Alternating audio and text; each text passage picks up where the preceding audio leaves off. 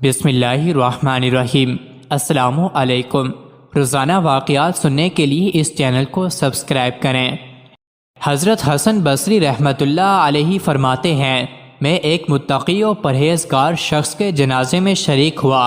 اسے بصرہ کے قبرستان میں دفن کیا گیا۔ تدفین کے بعد لوگ اپنے اپنے گھروں کی طرف چلے گئے اور میں قریبی جنگل کی طرف چلا گیا۔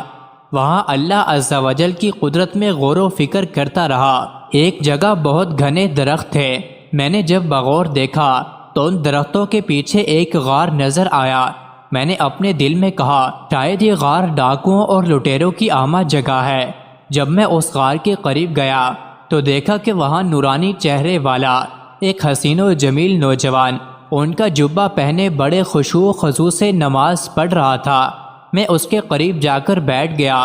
اس نوجوان نے رکوع و سجود کے بعد سلام پھیرا اور میری جانب متوجہ ہوا۔ میں نے سلام کیا، اس نے جواب دیا۔ میں نے اس سے پوچھا، اے میرے بھائی، آپ کہاں کے رہنے والے ہیں؟ اس نے کہا، میں ملک شام کا رہائشی ہوں۔ میں نے پوچھا، آپ شام سے بصرہ کس مقصد کے لیے آئے ہیں؟ اس نے جواب دیا، میں نے سنا تھا کہ بصرہ اور اس کے قریبی علاقوں میں عابدین و زاہدین اور باعمل علماء کرام بہت زیادہ ہیں، چنانچہ میں شام سے بصرہ چلا آیا تاکہ ان اولیاء کرام سے اکتساب فیض کر سکوں اور ان سے علم و عمل سیکھو۔ میں نے اس سے پوچھا، تمہارے کھانے پینے کا انتظام کس طرح ہوتا ہے؟ یہاں جنگل میں تمہیں کھانا کیسے میسر آتا ہے؟ اس نے جواب دیا، جب بھوک لگتی ہے تو درختوں کے پتے کھا لیتا ہوں، اور جب پیاس محسوس ہوتی ہے تو جنگل میں موجود تالابوں سے پانی پی لیتا ہوں۔ میں نے کہا، اے نوجوان، میری خواہش ہے کہ میں تمہیں عمدہ آٹے کی 2 روٹیاں پیش کر دیا کروں تاکہ تم انہیں کھا کر عبادت پر قوت حاصل کر سکو۔ وہ نوجوان کہنے لگا، ایسی باتیں چھوڑو، میں نے کئی سالوں سے کھانا نہیں کھایا، پتے کھا کر ہی گزارا کر رہا ہوں۔ میں نے کہا، اگر تم ہمارے کھانے کو قبول کر لوگے تو ہماری خوش قسمتی ہوگی۔ تم ہماری طرف سے کچھ نہ کچھ قبول کر لو تاکہ ہمیں برکتیں حاصل ہوں۔ وہ نوجوان بولا، اچھا، اگر تم باضد ہو تو جو کہ بغیر چنے آٹے کی 2 روٹیاں لے آؤ اور سالن کی جگہ نمک لانا۔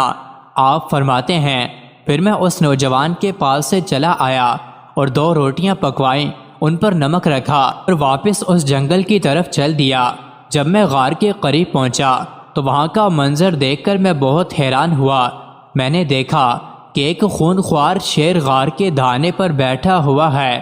میں نے دل میں کہا، ایسا نہ ہو کہ اس خون خوار درندے نے اس نوجوان کو مار ڈالا ہو۔ میں بہت پریشان ہو گیا تھا۔ پھر میں ایک اونچی جگہ پر چڑھا جہاں سے غار کا اندرونی حصہ نظر آ رہا تھا۔ مجھے یہ دیکھ کر بڑی خوشی ہوئی کہ وہ نوجوان صحیح و سالم ہے اور اپنے رب کی بارگاہ میں سربسجود ہے۔ میں نے بلند آواز سے اسے پکارا، اے میرے بھائی، تجھے کیا ہو گیا ہے کہ تو اپنے آس پاس کے حالات سے بے خبر ہے؟ شاید عبادت الہی میں مشغولیت کی وجہ سے تجھے باہر کے حالات کی خبر نہیں۔ میری یہ آواز سن کر اس نوجوان نے نماز میں تخفیف کی اور سلام پھیرنے کے بعد کہنے لگا، اے اللہ کے بندے، تم نے ایسی کیا چیز دیکھ لی ہے جس کی وجہ سے تم اتنے پریشان ہو رہے ہو؟ تو میں نے کہا، وہ دیکھو، غار کے دھانے پر ایک خون خوار شیر گھات لگائے بیٹھا ہے اور ایسا لگتا ہے کہ وہ ابھی حملہ کر دے گا۔ اس نے مجھے مخاطب کرتے ہوئے کہا، اے خدا کے بندے، اگر تو اس ذات سے ڈرتا جس نے اس شیر کو پیدا کیا ہے تو یہ تیرے لیے بہت بہتر تھا۔ پھر اس نوجوان نے شیر کی طرف توجہ کی اور کہا، اے درندے، بے شک تو اللہ کے کتوں میں سے ایک کتا ہے۔ اگر تجھے بارگاہ خداوندی سے حکم ملا ہے کہ تو مجھے کوئی نقصان پہنچائے تو پھر میں تجھے روکنے کی قدرت نہیں رکھتا، اور اگر تجھے اللہ رب العزت کی طرف سے حکم نہیں ملا تو پھر مجھے تیرا کوئی خوف نہیں۔ پھر تیری بہتری اسی میں ہے کہ تو یہاں سے چلا جا۔ تو خواہ میری اور میرے بھائی کی ملاقات میں حائل ہو رہا ہے۔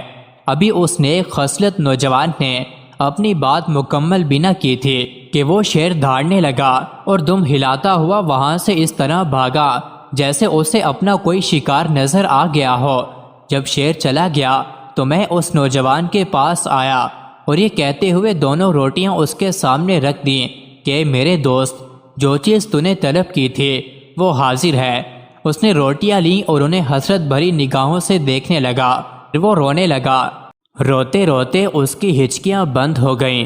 پھر اس نے روٹیاں نیچے رکھ دیں اور آسمان کی طرف دیکھتے ہوئے کہنے لگا، اے میرے پاک پروردگار، میں تجھے تیرے عرش عظیم کا واسطہ دے کر التجا کرتا ہوں کہ اگر تیری بارگاہ میں میرا کچھ مرتبہ و مقام ہے اور میں تیری بارگاہ میں مردود نہیں بلکہ مقبول ہوں، تو اے میرے اللہ، مجھے اپنے قرب خاص میں بلا لے اور میری روح قبض فرما لے۔ حضرت حسن بصری فرماتے ہیں، ابھی اس نوجوان نے یہ دعا مکمل ہی کی تھی کہ فوراً اس کی روح پرواز کر گئی۔ میں واپس اپنے علاقے میں آیا اور چند متقی و پرہیزگار لوگوں کو جمع کیا تاکہ ہم اس نوجوان کی تجہیز و تکفین کر سکیں۔ میں اپنے ان ساتھیوں کو لے کر غار کی طرف چل دیا۔ جب ہم وہاں پہنچے تو دیکھا کہ غار میں تو کوئی بھی موجود نہیں۔ جس خوش نصیب نوجوان کی لاش کو میں ابھی یہاں چھوڑ کر گیا تھا، اب وہاں اس کا نام و نشان بھی نہ تھا۔ میں بہت حیران و پریشان تھا کہ آخر اس کی لاش کہاں غائب ہو گئی۔ اچانک مجھے ایک غیبی آواز سنائی دی۔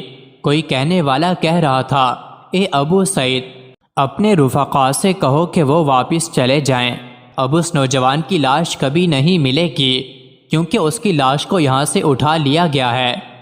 مزید ایسی ہی ویڈیوز کے لیے چینل کو ضرور سبسکرائب کریں۔